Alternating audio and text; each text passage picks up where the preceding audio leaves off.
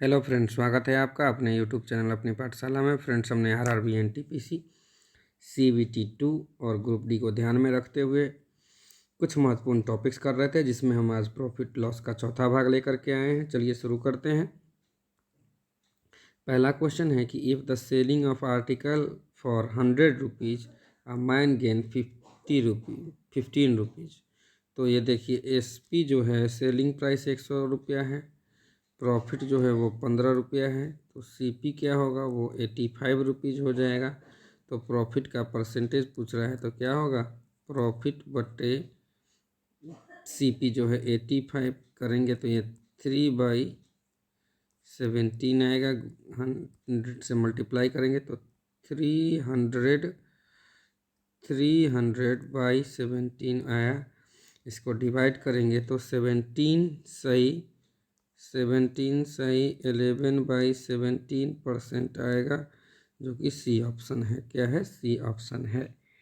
कुछ नहीं किए हैं, SP पता है, CP पता है, तो SP पता है, प्रॉफिट पता है, तो CP निकाल लिया। अब CP निकाल गया तो प्रॉफिट का परसेंटेज बराबर प्रॉफिट बाई CP गुने 100 होता है। तो यहाँ की ये 3/17 आया और 100 से मल्टीप्लाई है तो 300/17, उसको फ्रैक्शन में किए तो 17 सही 11/17% हो जाएगा। चलिए अगले प्रश्न की ओर चलते हैं कि when a commodity is sold for 34 rupees 80 पैसे, द लॉस जो है वो 25%।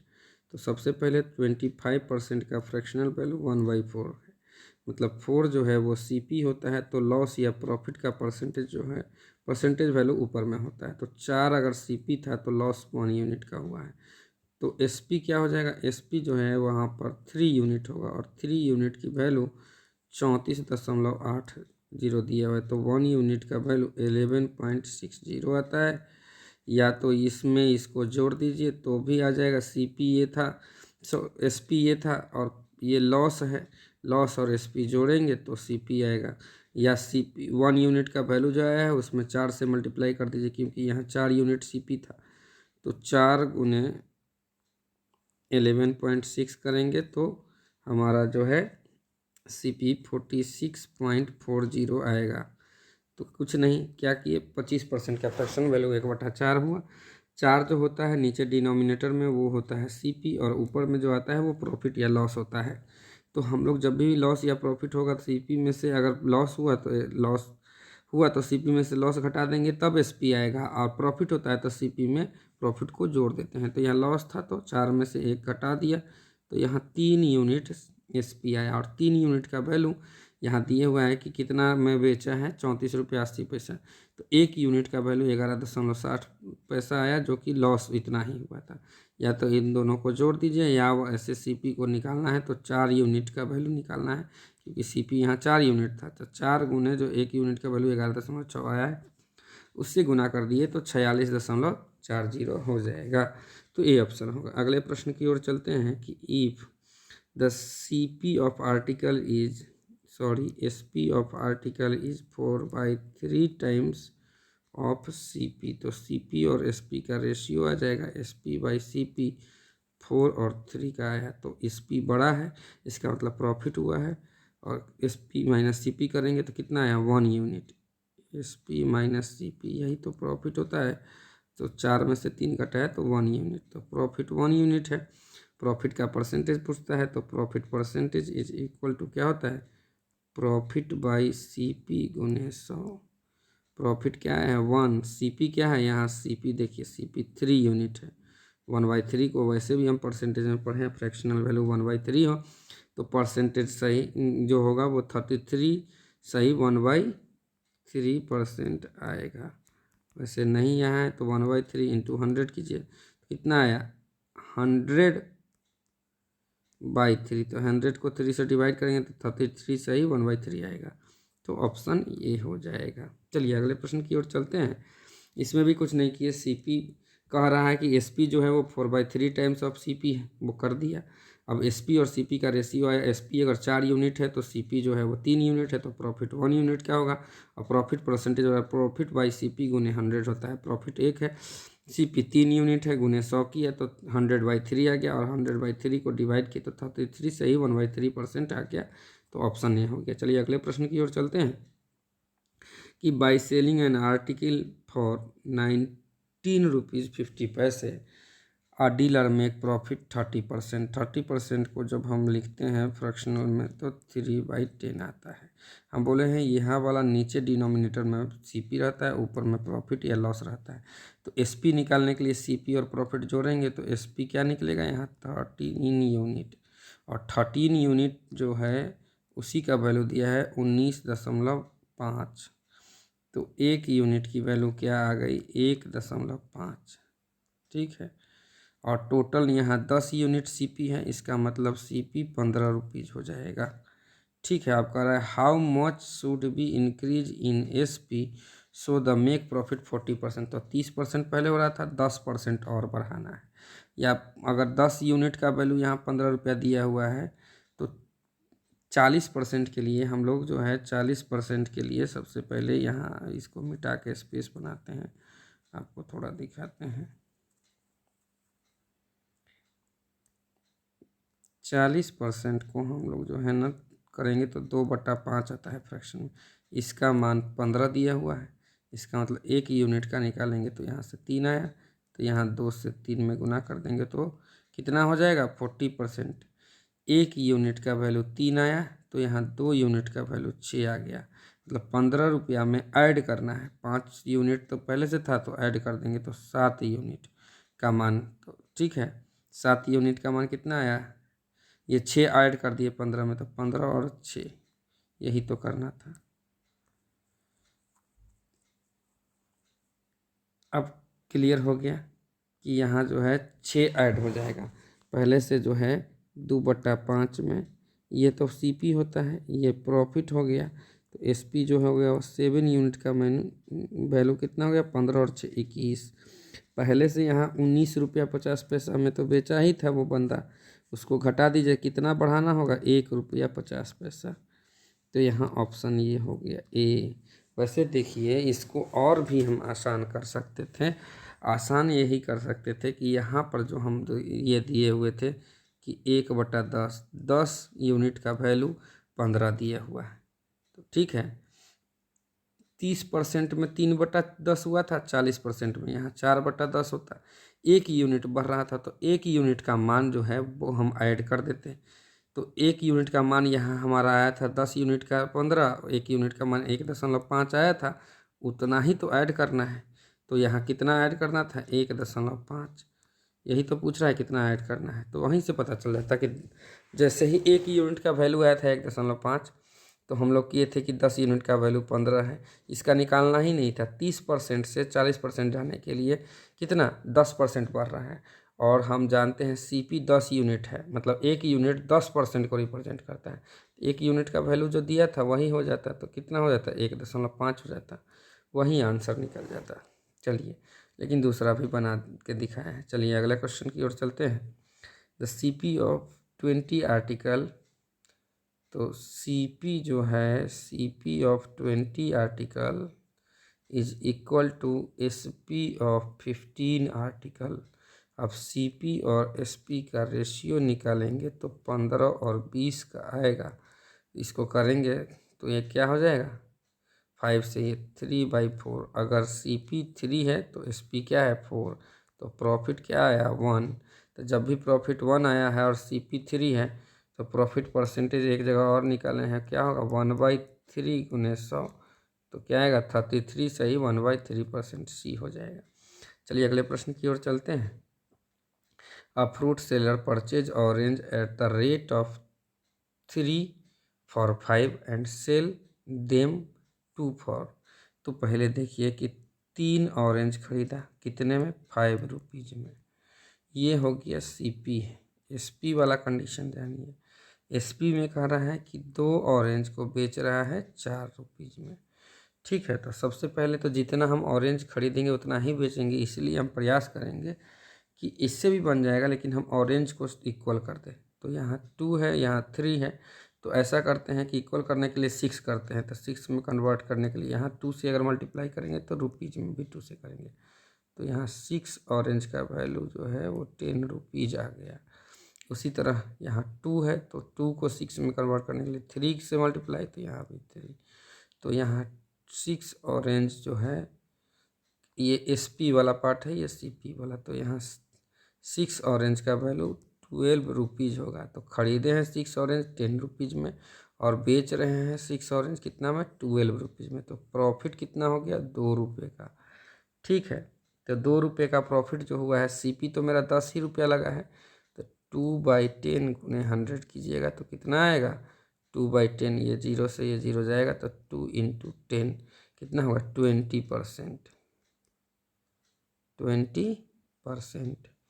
तो प्रॉफिट कितना परसेंट हो जाएगा, 20% होगा। भाई मेरे इसका क्या हो गया कि इसका जो है सबसे पहले CP और SP निकाले हैं, और जो भी नंबर है तो हम लोग ऑरेंज या कोई भी आर्टिकल दिया रहेगा उसको इक्वल कर लेंगे। इक्वल करेंगे तो पता चल जाएगा कि सपोज 10 आर्टिकल खरीदे 30 रुपया में और बेचे 27 रुपये में, पता चल जाएगा कि लॉस हो रहा है। तो इसी तरह से जब हम आर्टिकल इक्वल कर लेंगे तो वहीं से पता चल जाएगा प्रॉफिट है कि लॉस है। और जो CP दिया रहेगा, प्रॉफिट यहाँ जैसे 2 रुपया था और CP तो मेरा 10 रुपया ही था, तो 2/10 गुने 100 कर दिए तो 20% का प्रॉफिट पता चल गया। चलिए अगले प्रश्न की ओर चलते हैं। और dealer processing sell his goods at CP, बोल रहा है कि हम सेलिंग प्राइस जो है रखेंगे कॉस्ट प्राइस के बराबर। तो ये कंडीशन जान ली, लेकिन क्या करता है कि 900 ग्राम का वेट ही यूज करता है 1 kg के लिए। तो सपोज 1 kg में कितना ग्राम होता है, 1000 ग्राम का CP जो है वो कितना रुपया है, 1000 रुपीज़। CP और SP तो बराबर ही है, तो ये हटा ही दीजिए कि 1000 ग्राम को खरीदने में 1000 रुपया लगा, तो 900 ग्राम खरीदने में कितना लगा होगा, 900 रुपया। ठीक है, अब बेईमान दुकानदार क्या करता है, बोलता है कि 1 kg दे रहे हैं, देता कितना है, 900 ग्राम। तो पैसा तो लेता है 1 kg का, 1 kg का, तो 900 ग्राम का CP हो गया 900 रुपया, लेकिन SP हो गया 1000 रुपीज़। SP हो गया, तो प्रॉफिट कितना का है, प्रॉफिट जो है वो 100 रुपये का है। तो प्रॉफिट परसेंटेज बराबर क्या होगा, 100 / CP क्या है, CP तो यही 900 है, गुने 100 1/9। तो कितना होगा, और गुने 100 करेंगे तो क्या हो जाएगा, 11 सही 1/9% आएगा। 1/9 को वैसे भी हम परसेंटेज में पढ़े हैं, फ्रैक्शन में लिखते हैं, 11 सही 1/9%। चलिए अगले प्रश्न की ओर चलते हैं कि a man buy egg at 2 for 1 rupees. ठीक है, and equal number of 3 for 2 rupees. ठीक है, तो सबसे पहले तो इक्वल नंबर करने के लिए 2 एग लिया, कितना में, 1 रुपीज़ में। दूसरे कंडीशन में 3 एग लिया 2 रुपीज़ में। इक्वल कह रहा है तो 3 और 2 को इक्वल करने के लिए यहाँ 3 से मल्टीप्लाई करेंगे तो यहाँ भी 3 से, यहाँ 2 से करेंगे तो यहाँ भी 2 से कर दिया। तो यहाँ 6 एग कितना में खरीदा, 3 रुपीज़ में। यहाँ 6 एग कितना में खरीदा, तो 4 रुपीज़ में। दोनों ऐड कर दीजिए, इतना इक्वल नंबर में खरीदने के लिए बोला था, यहाँ पर इक्वल नंबर तो खरीद लिए। 6 एग यहाँ से, ये 6 एग यहाँ से, टोटल 12 एग खरीदा कितना में, यहाँ 3 और यहाँ 4, 7 रुपीज़ में। चलिए एक कंडीशन जान लीजिए, अब इसको हम मिटाते हैं क्योंकि फिर अगला क्वेश्चन इसका पार्ट बनाने के लिए जगह चाहिए।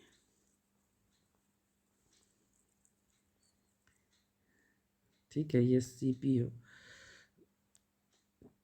ये CP हो गया। अब SP देखिए कि 5 एग जो है खरीदना के लिए कह रहा है, बेचना के लिए कह रहा है 3 रुपीज़ में। अब यहाँ भी कंडीशन इक्वल कर लीजिए, इस 12 एग और 5 एग को आसानी होगी बनाने में। तो यहाँ पर हम 12 से मल्टीप्लाई, यहाँ से 5, तो यहाँ भी 12, यहाँ भी 5। तो अब जो है यहाँ पर ये मेरा SP वाला पार्ट है, तो SP जो है वह 60 एग का कितना हो जा रहा है, 36 रुपीज़। और CP जो है वो 60 एग का कितना हो जा रहा है, 35 रुपीज़। तो CP कितना है, CP जो है यहाँ वो 35 रुपया खर्च किया, कॉस्ट प्राइस मेरा 35 हुआ और सेलिंग ₹36 36, तो ₹1 का इंक्रीज कर गया, तो ये प्रॉफिट हुआ। प्रॉफिट ₹1 हुआ। प्रॉफिट परसेंटेज क्या होगा? प्रॉफिट बाई CP गुने 100। तो प्रॉफिट ₹1, CP 35 ही तो है, 35 गुने 100। यहाँ 5 से 7 टाइम्स में 20 जाएगा, तो 20/7 होगा। तो ये हो जाएगा 2 सही 6/7% हो जाएगा प्रॉफिट। तो यहाँ पूछ रहा है कि क्या हुआ है, तो इसको प्रॉफिट हुआ है, और कितना? 2 सही 6/7%। चलिए अगले प्रश्न की ओर चलते हैं। सबसे पहले इस चीज़ को जान लीजिए, ऐसा क्वेश्चन जब भी आएगा तो हम लोग जो इतना 2 कंडीशन दिया हुआ है परचेज करने का, उसको इक्वल करेंगे।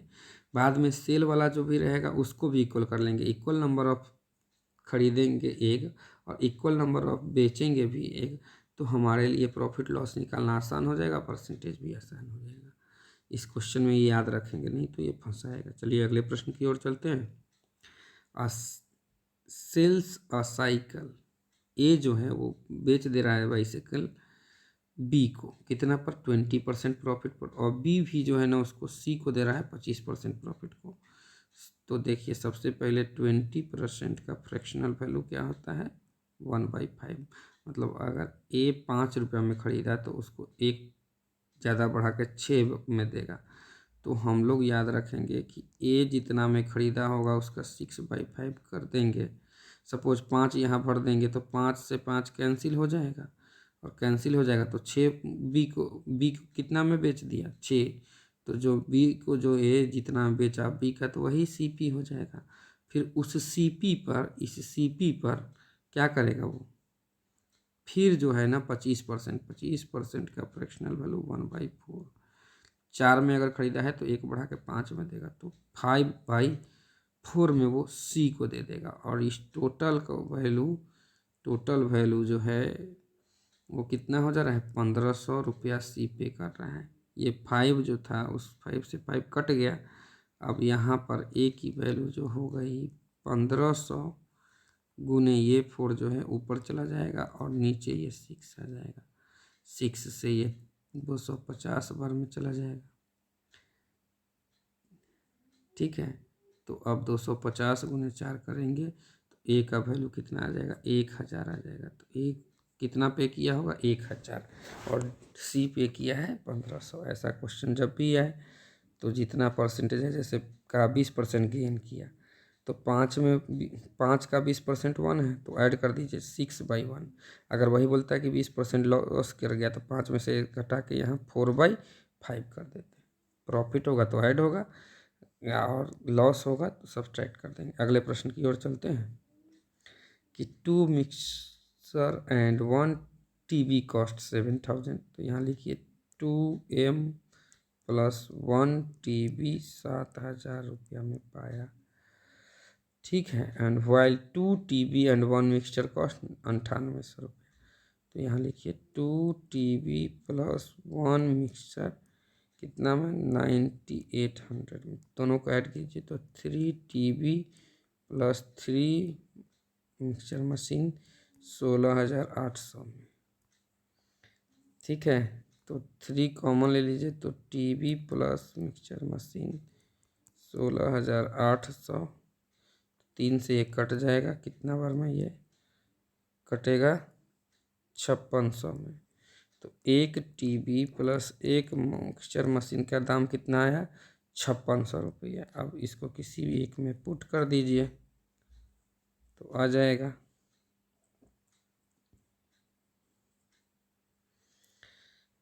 अब यहाँ जो है ये 1 TV और 1 मिक्सचर का 5600 है, तो इसमें से घटा देंगे 1 TV, मान लीजिए यहाँ लिख दिया 1 मोटर मशीन + TV का 5600। तो आपको ऐसे भी पता है TV तो कैंसिल हो जाएगा। यहाँ ये सिर्फ मिक्सचर मशीन का दाम कितना हो जाएगा? 7000 में से 5600 घटा दीजिए तो 1400 रुपया। ठीक है, अब मान लीजिए कि इस मिक्सचर मशीन और TV दोनों के 5600 है। अब 5600 में से 1400 अगर घटा देंगे ये मिक्सचर मशीन वाला, तो TV का दाम कितना हो जाएगा? 5600 में 1400 घटा दें तो 4200, तो द वैल्यू ऑफ 1 TB क्या होगा, 4200 का हो जाएगा। तो आपको अगर मेरा ये वीडियो अच्छा लगा हो तो वीडियो को लाइक करिए, ज़्यादा से ज़्यादा लोगों के साथ शेयर कीजिए और वीडियो को ज़्यादा से ज़्यादा